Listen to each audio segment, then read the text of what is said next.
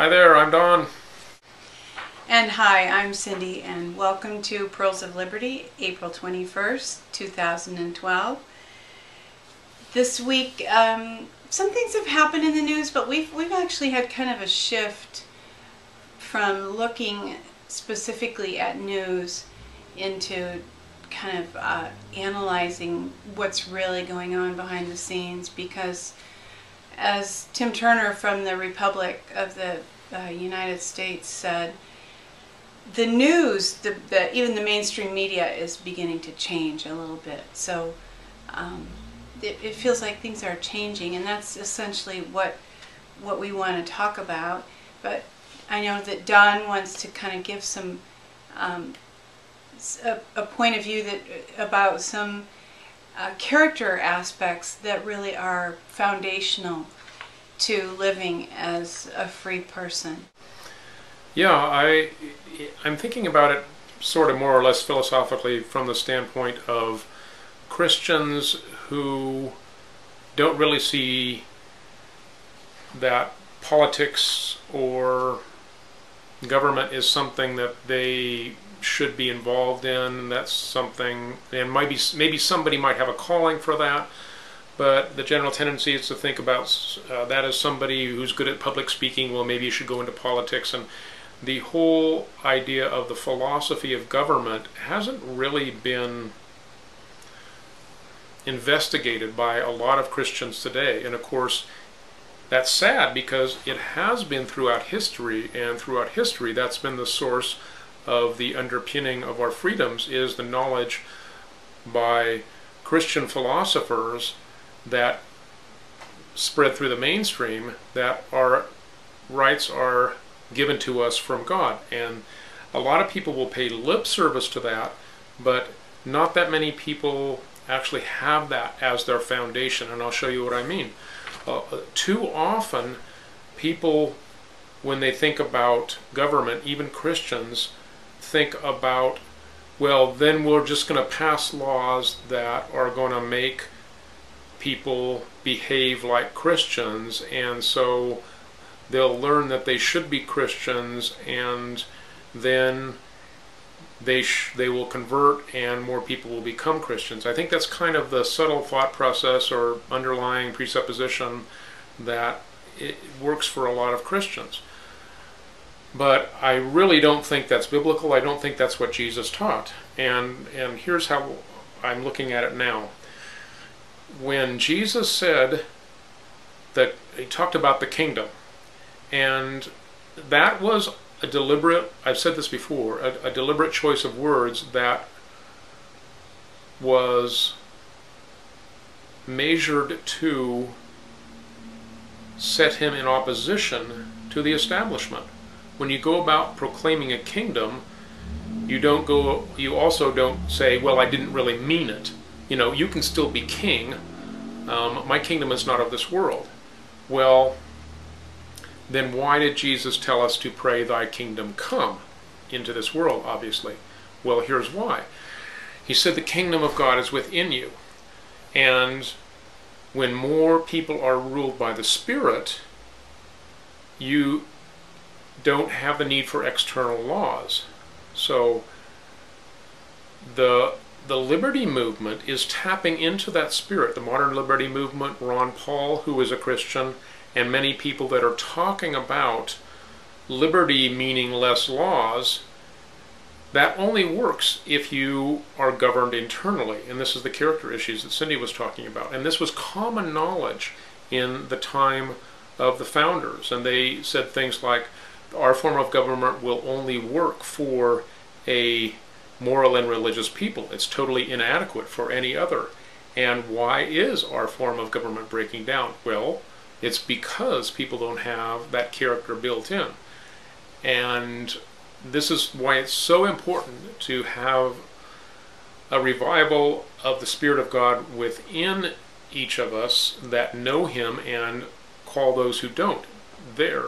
But what's the reputation of Christians in this world? It's people that want to pass laws that will restrict your liberty. Well, that's the exact opposite, because Christians have, the real Christians have real liberty. But And against such things there is no law, against love, joy, peace, patience, kindness, goodness, gentleness, self-control.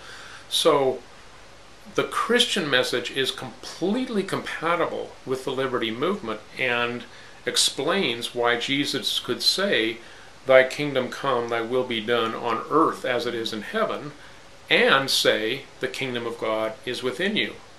He's not saying two different things. He's saying one thing. And so if anybody asks, well, was Jesus for small government? I would have to say absolutely yes, in the context when people have received the kingdom and are operating under obedience to God through their internal connection to God. So that's pretty much what I wanted to say there. Some of that is old for people that have thought about this for a while, but I thought it would be good to bring that out because there are a lot of people, when they hear the word Christian, they think, oh, this guy is some kind of a theocratic, he wants to pass laws against all these things. But that's not the God that we know, that's not the God that I serve, and that's not the God that America was founded on. I'd like to flesh that out a little bit, and the example that comes to mind is Second Amendment rights. We believe that people have the right to keep and bear arms, but it's not out of some like Wild West, like yeehaw, like we're gonna run up and down the street shooting our guns off.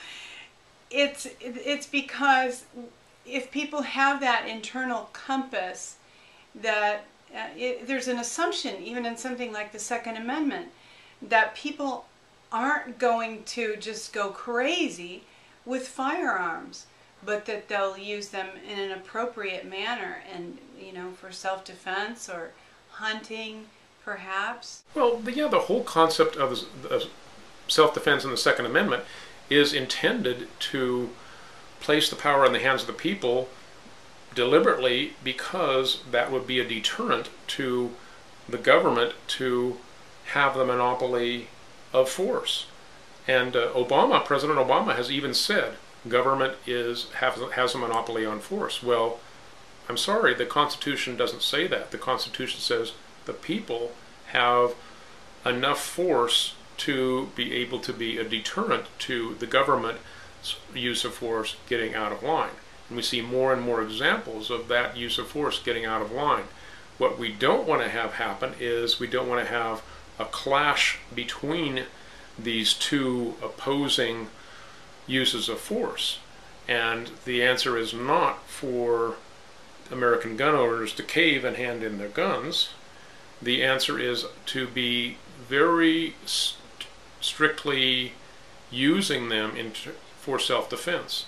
So if and when things happen, and they could begin to happen soon, where people might see some arrests happening of some prominent figures, this might disturb a lot of people. There might be demonstrations in the streets one way or another, pro or con, and I can virtually guarantee you that the establishment is going to want to use force and try to provoke violence.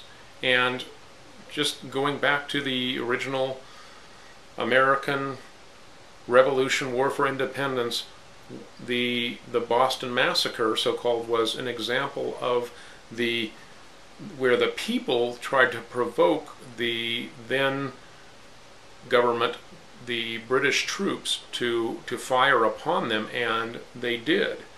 And I, by and large, think that most gun owners and patriots are smart enough not to try to provoke the federal government today, but I do believe that the federal government is going to try to provoke the people, and we need to be firmly resolved to avoid confrontation when at all possible. As Tim Turner, President of the Republic for the United States, has said, that this will be a time for people to stay in their homes and take care of their families. It's not a time to go out into the streets.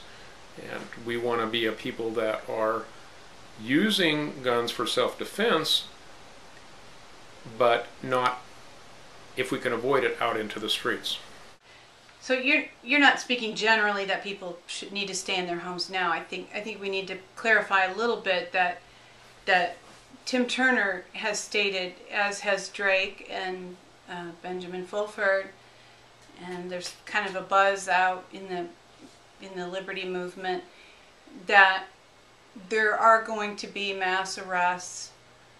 We've heard the number 1,200. And members of Congress and other branches of the government. And that's what Don is referring to, that's the time, when that begins to happen, I think that's what you're referring to, is that's when you stay home, take care of your families. It's always a good idea, and we've mentioned this before, to have a week or two or a month or two even of provisions in case something happens to disrupt supply lines. And that something could be a tornado or a hurricane, depending on where you live. We live in California, it could be an earthquake. So it's always a good idea to have some provisions, and Tim Turner did state that, and Drake as well mentioned that people should stock up when these arrests happen. And that's when the time is to exercise your restraint and not go out and get caught up in some kind of fray that's going on in the streets. And another thing that Tim Turner mentioned in a roundtable conference call this week was that he hasn't watched any mainstream media news in 2 or 3 weeks. He said we actually still haven't, we just don't ever have it on anymore. But he said he watched it the other day and he noticed that there has been a shift, and he feels that the way the media functions now, and as we well know, is not to just present the truth, but to package a small portion of the truth in order to kind of craft and manipulate and control people's opinions.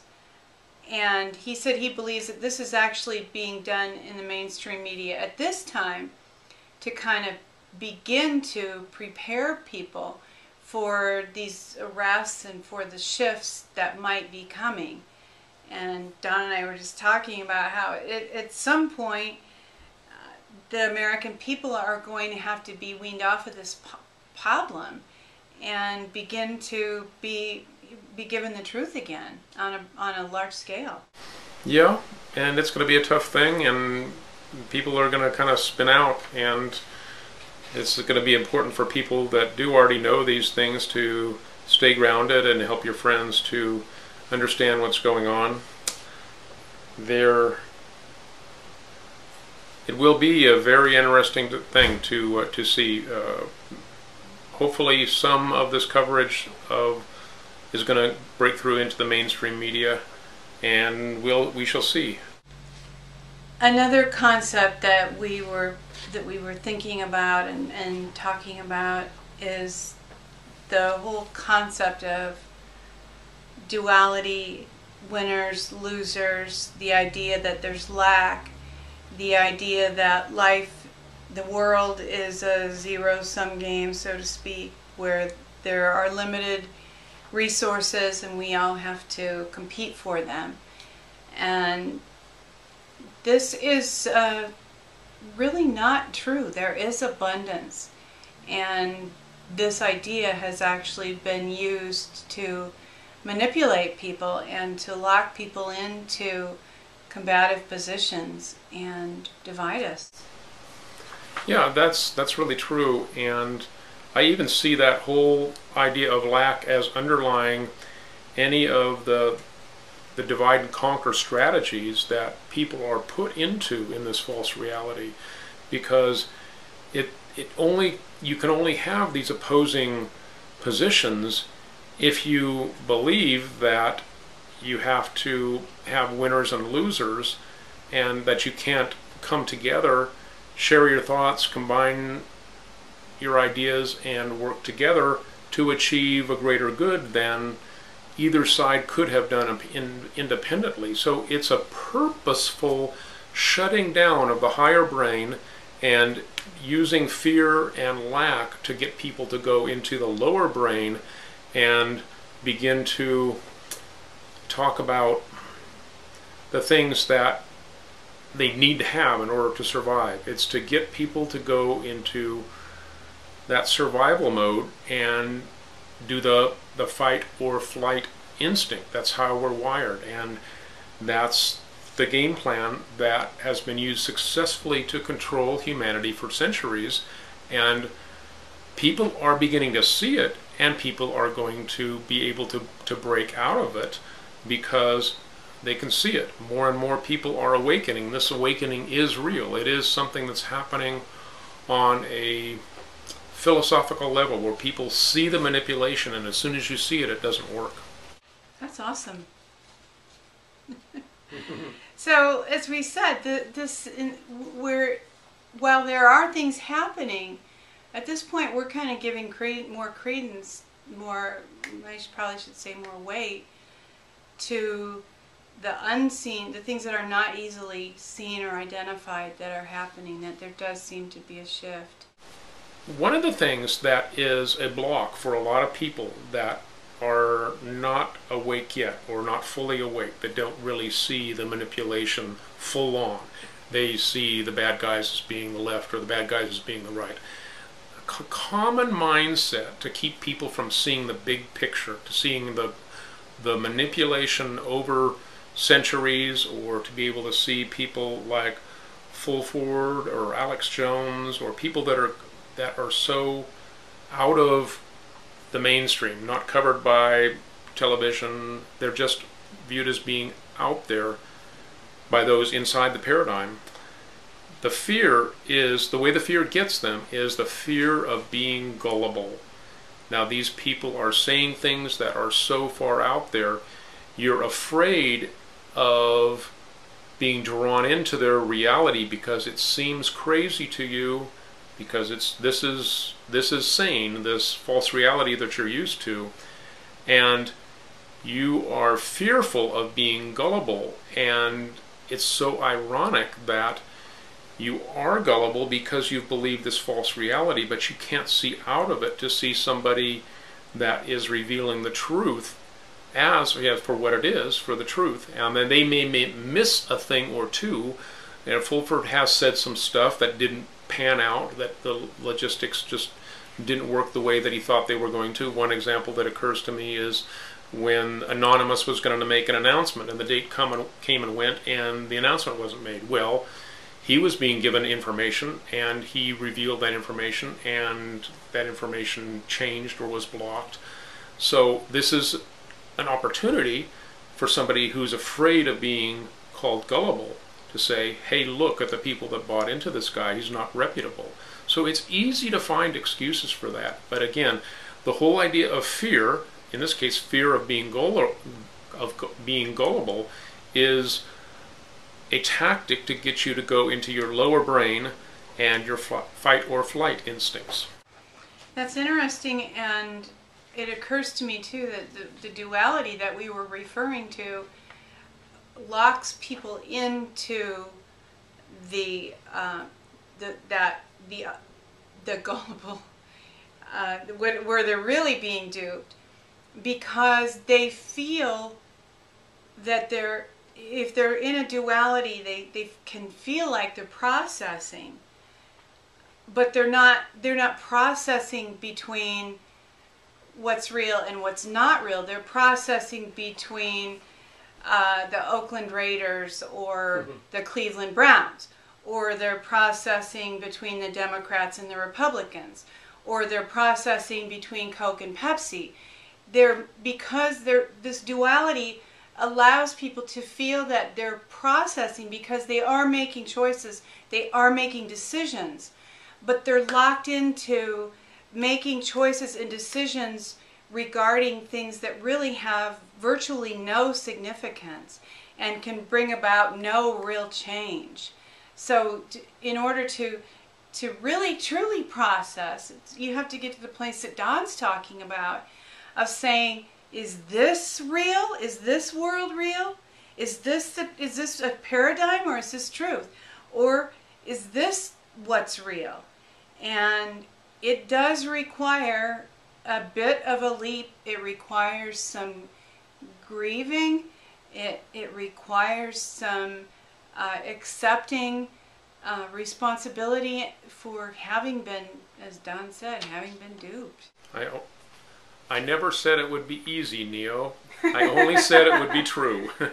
I also wanted to say that there's a whole another level of this stuff too that I just want to touch on. And when you begin to see how much power in the way of not only the propaganda type things that we've been talking about already, but the actual technology to manipulate people.